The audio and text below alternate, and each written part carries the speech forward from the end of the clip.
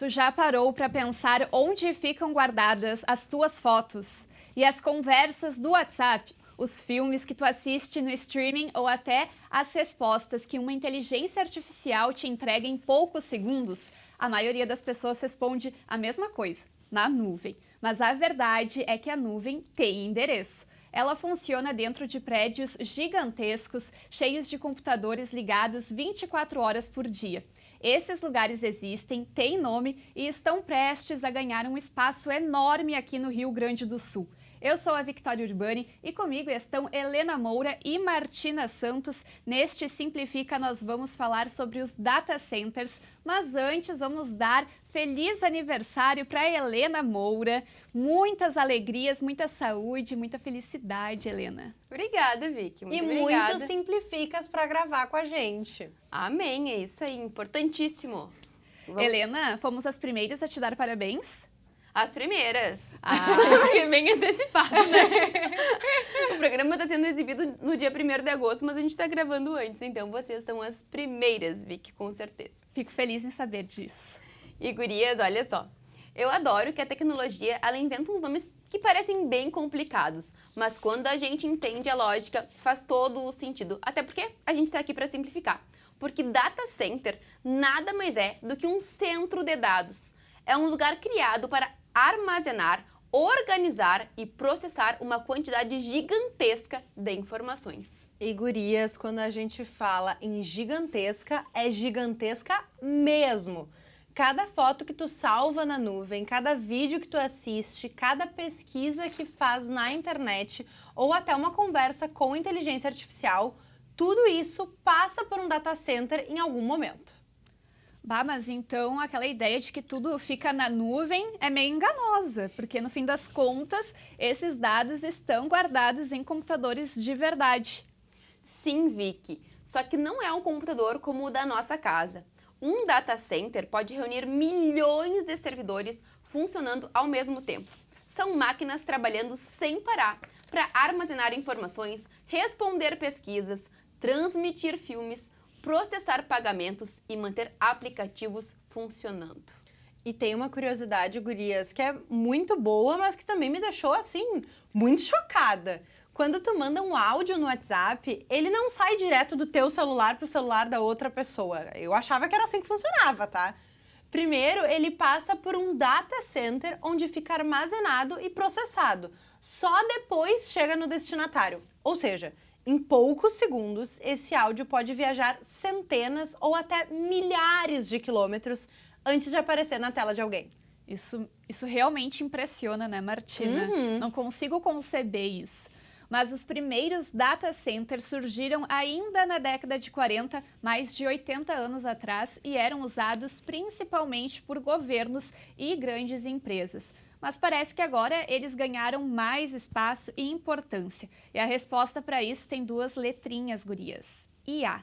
A inteligência artificial aumentou de forma impressionante a necessidade de processamento de dados, né, Helena? Sim, Vicky. E olha só, cada pergunta feita para um chatbot, cada imagem gerada por inteligência artificial ou tradução automática exige uma quantidade enorme de cálculos acontecendo em poucos segundos. É por isso que tanta empresa começou uma corrida para construir novos data centers. Quanto mais a inteligência artificial cresce, maior a necessidade de lugares capazes de armazenar informações e processar tudo isso com velocidade. Ou seja, quando eu converso com uma inteligência artificial, não existe um computador mágico respondendo tudo sozinho. Existe um data center trabalhando para entregar aquela resposta. E isso explica por que especialistas chamam esses empreendimentos de infraestrutura crítica de economia digital. Hoje, praticamente tudo depende deles. Bancos, hospitais, universidades, plataformas de streaming, comércio eletrônico, redes sociais. Se os data centers parassem de funcionar, boa parte dos serviços digitais simplesmente deixariam de existir. E ó, peguem esse dado. O mundo já conta com mais de 11.800 data centers em operação. Quase metade deles está concentrada nos Estados Unidos. O Brasil aparece entre os 10 países com maior número de unidades, mas ainda tem muito espaço para crescer. É aí que entra o nosso Rio Grande do Sul na conversa. O estado pode receber um dos maiores projetos de data centers da América do Sul em Eldorado do Sul. Um investimento bilionário que reacendeu o debate sobre infraestrutura digital, inteligência artificial, consumo de energia e desenvolvimento econômico. Antes de abordarmos esse assunto, vamos às ruas descobrir se as pessoas fazem ideia do que é um data center. Será que o pessoal também imagina que a nuvem fica em um lugar invisível? Raquel, conta pra nós. E aí, pessoal do Simplifica, tudo certo? É isso mesmo, Vicky. Não é o tipo de coisa que a gente costuma pensar. E é até estranho a gente parar para pensar onde é que fica a internet. Então, a gente veio até as ruas para saber o que as pessoas sabem sobre essa tal nuvem. Onde tu acha que ficam guardadas as fotos da nuvem? Eu sei que tem um lugar físico para isso, mas eu não sei exatamente onde que fica, assim. Em data centers, em lugares grandes de armazenamento de dados, regados a água, muita água. Não vejo as sedes desses lugares em lugares muito públicos, assim, mas sei que existem e são mais interiorizados. Com certeza dos data centers mundiais, que tem vários espalhados pelo mundo, em prédios subterrâneos. São em megacomputadores, né? Só que eu não sei dizer especificamente. Eu sou meio leiga, mas eu acredito que algum servidor online, algum espaço online que armazene tudo. E por acaso tu sabe o que é um data center? Não. É uma central de dados, que eu saiba, né, que tem diversas informações de diferentes públicos que utilizam de sistemas de IA, de sistemas de internet, que alimentam esses dados cotidianamente, né? Seja na utilização de GPS, seja na utilização das redes sociais, esses data centers armazenam esses tantos de dados e utilizam para venda, revenda de produtos, enfim. Sim, são, vamos dizer assim, computadores mais robustos que armazenam as informações das pessoas, na chamada nuvem, né? Guardam fotos, e-mails. Hoje em dia, não tem que tu não possa imaginar que possa ser guardado na nuvem, né? Data centers são uns computadores gigantões que ficam nos lugares muito tecnológicos. Não faço ideia, já ouvi essa palavra, mas não faço ideia. Tu imaginava por acaso que o WhatsApp, o streaming, a inteligência artificial, elas dependem de prédios cheios de computadores para existir? Sim, isso eu sei. Já esperava, principalmente das IAs, que acredito que precisa de um armazenamento ainda maior pela forma com que funcionam, assim. Mas acho que esse termo de data center se popularizou mais agora em função das IAs mesmo, né? Acho que lá na época quando saiu o WhatsApp ou saiu aplicativos mobile, assim, de comunicação, ainda não se esperava todo um data center, um espaço específico para esse armazenamento de dados, assim, né? Mas sim, já esperava. Eu confesso que há mais ou menos 15 ou 20 anos atrás nem imaginava, né? A gente não imaginava que a tecnologia ia chegar a esse ponto, de ter tudo tão fácil na palma da mão e com a segurança que tem, né? Com certeza não imaginava, mas é um grande avanço tecnológico. Pois é.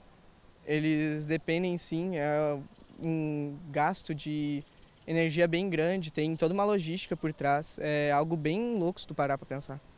É meio irônico, né? Porque tu precisa de um espaço físico para armazenar imagens virtuais, mas não. Eu imaginava que precisava de algo físico, algum computador, mas não que existiam prédios dedicados a isso, você não sabia. Se tivesse oportunidade, tu aceitaria morar perto de um empreendimento desse tamanho? Jamais, porque eu acho que com certeza devem causar outros incômodos, assim. Cara, não, porque eu pelo menos como eu imagino que seja, né? Eu nunca vi objetivamente um data center, né? Mas eu imagino que ele dependa de muitos recursos também naturais, de espaços físicos muito grandes para poder armazenar os data centers, de muita água envolvida. Então, já acho que a localização dele já é distante assim um pouco de um grande centro, mas da mesma forma, enfim, acho que não moraria. Show. E tu aceitaria morar perto de um desses empreendimentos desse tamanho? Não vejo o menor problema. né? Até porque é tudo muito seguro, é tudo muito seguro até no ponto de vista físico, né? Com segurança física, inclusive. Tem até data centers que são antibomba, né? Eu não veria o menor problema. Eu não tenho certeza em relação ao barulho que eles podem causar ou a poluição visual que eles podem gerar. Então, eu diria, pelo meu conhecimento superficial, que não.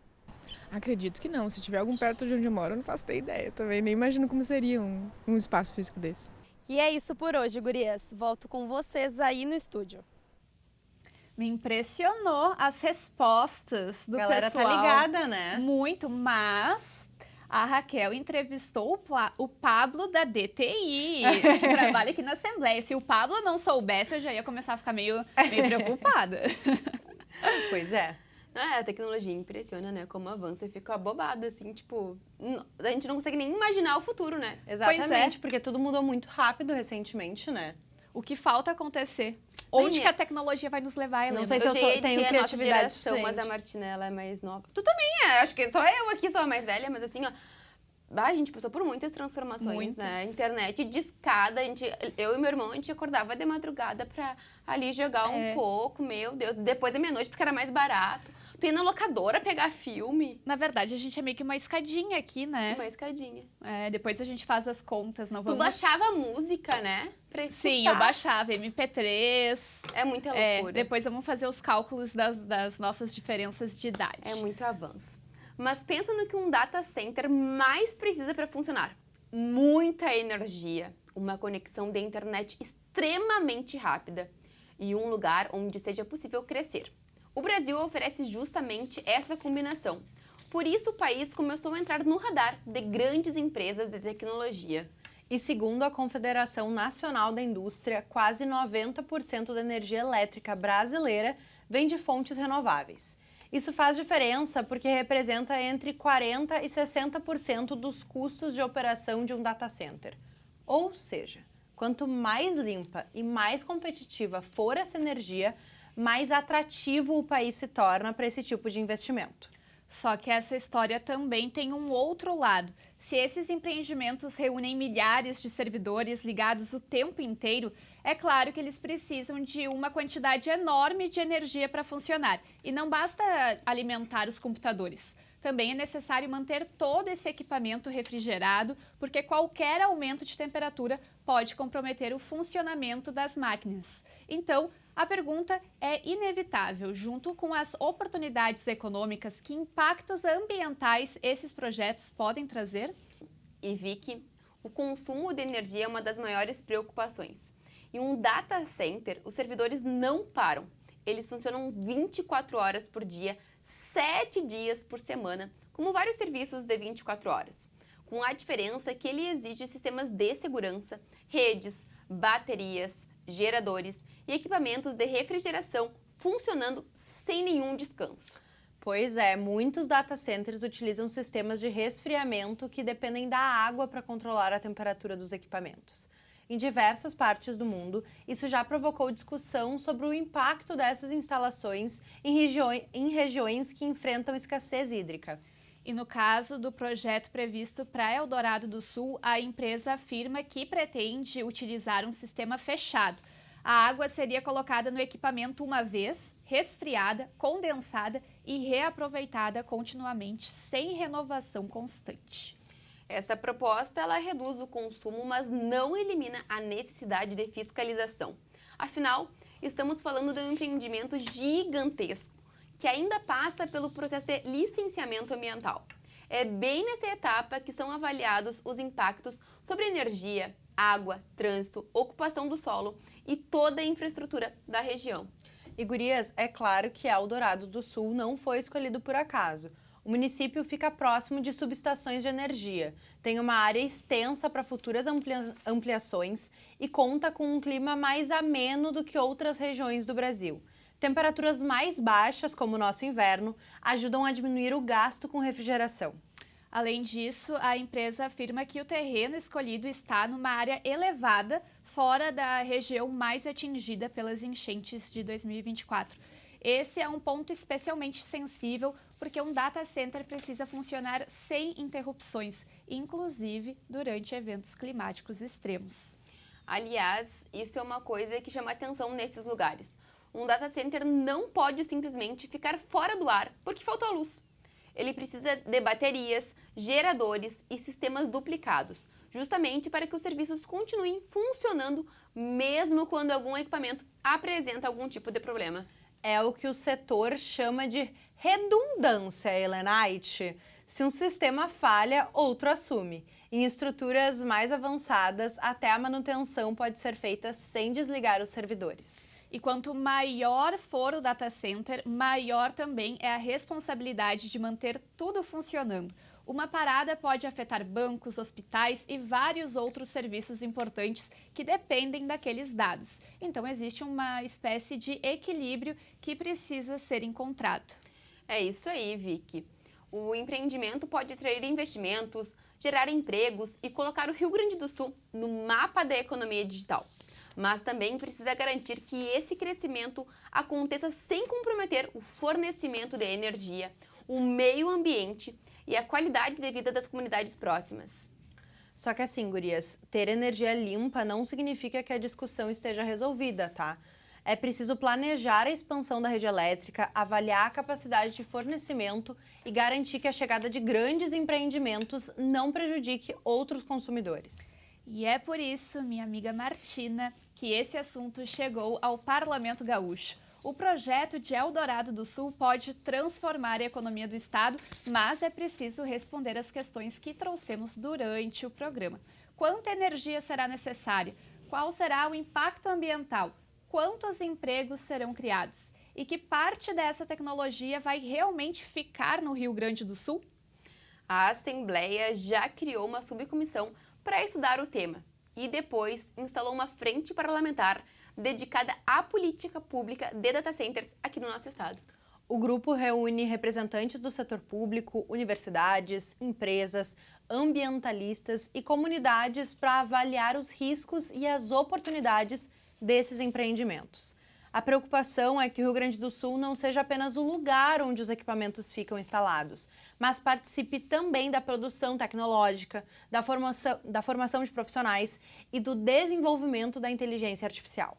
Porque existe uma diferença enorme entre receber um prédio cheio de computadores e criar uma cadeia econômica ao redor dele.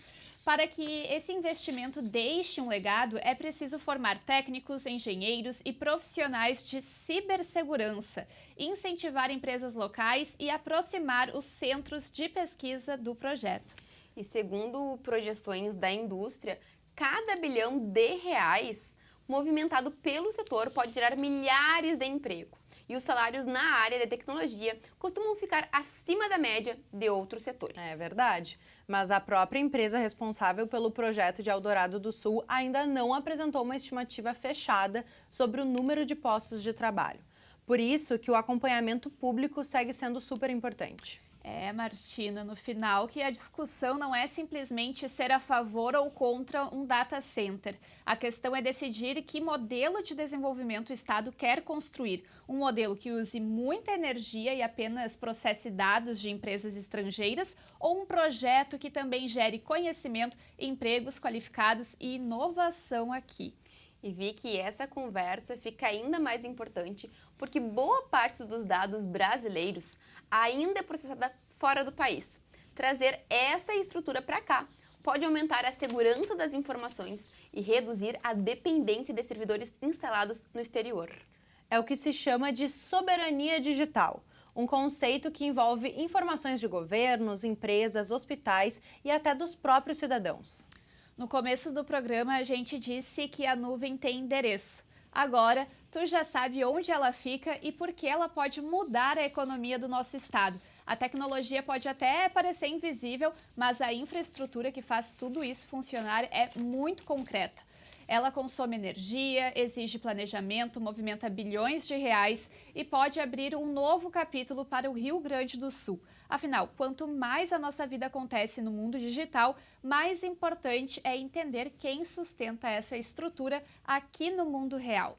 E nós finalizamos assim mais um Simplifica. Um Simplifica especial de aniversário da Helena. Gostou de gravar um programa especial pra ti, Helenite? Adorei. O tema é super interessante, muito bom. Este tema que foi uma sugestão da icônica Lu Fagundes, que é a nossa coordenadora aqui no Simplifica. E agora nós vamos com a equipe que faz esse programa junto com a gente. Na direção de imagens, Fernando Loureiro. Na operação de câmera, Wagner Lacerda. Na edição e operação de áudio, Luciano Pinheiro e Wagner Gomes. No TP, Júlia Sartori. Na edição, Marcelo Suzin. E na coordenação, como eu disse, a Lu Fagundes e a Letícia Malman. E por hoje é só, gente. Nos vemos na semana que vem. Tchau!